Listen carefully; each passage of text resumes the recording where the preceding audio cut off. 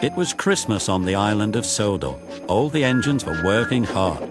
Thomas and Toby were busy carrying people and parcels up and down the branch line. Everyone was happy. Only the coaches, Annie and Clarabelle, were complaining. It's always the same before Christmas, they groaned. We feel so full, we feel so full.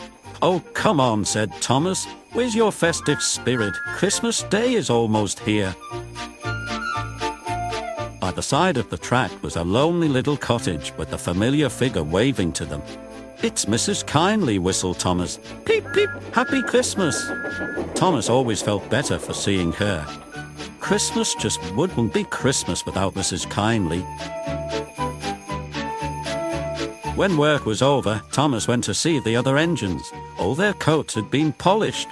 Pup, said Gordon, just look at us. Your driver will have to work fast to get you as smart as us. Never mind that, replied Thomas. I've something important to say. Do you realize it's a whole year since Mrs. Kindly saved us from a nasty accident? You remember when she was in bed and— Yes, of course, interrupted Edward. You told us how she waved her red dressing gown out of her window to warn you about a landslide ahead. And you and Toby gave her presents, Percy joined in, and the Fat Controller sent her to Bournemouth to get better. But, said James and Henry together, the rest of us have never thanked her properly. Exactly, said Thomas. So now I think we should all give her a special Christmas party. Everyone was getting very excited, and the drivers felt sure that the Fat Controller would agree, as indeed he did. The engines were all busy making plans when silence fell. The Fat Controller had bad news. The weather's changed badly. Mrs. Kindly is snowed up. Toby says he'll help to rescue her. You must help too, Thomas. There's no party unless you do.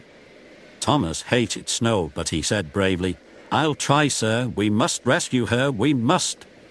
There's a good engine. You and Toby will manage splendidly. Thomas charged the snowdrifts fiercely. Sometimes he swept them aside, sometimes they stuck fast and the men had to loosen them.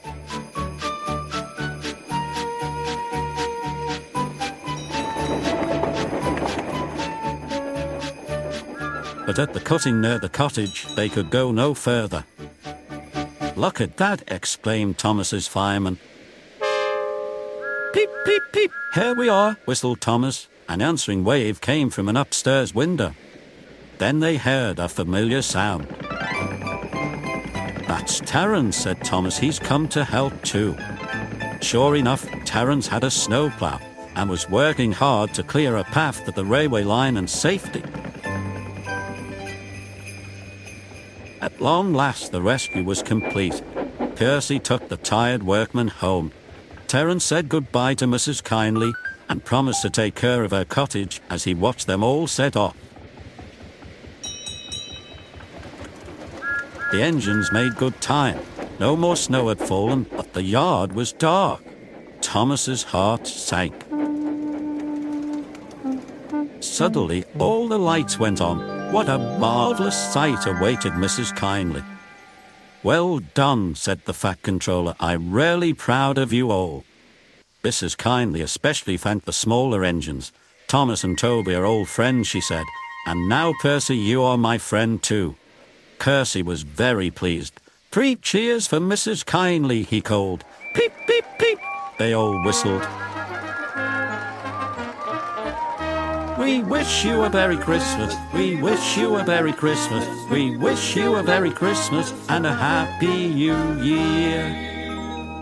Thomas the Tank Engine and his friends thought it was the best Christmas ever, and Mrs. Kindly could think of nowhere she would rather live than here with them on the island of Sodor.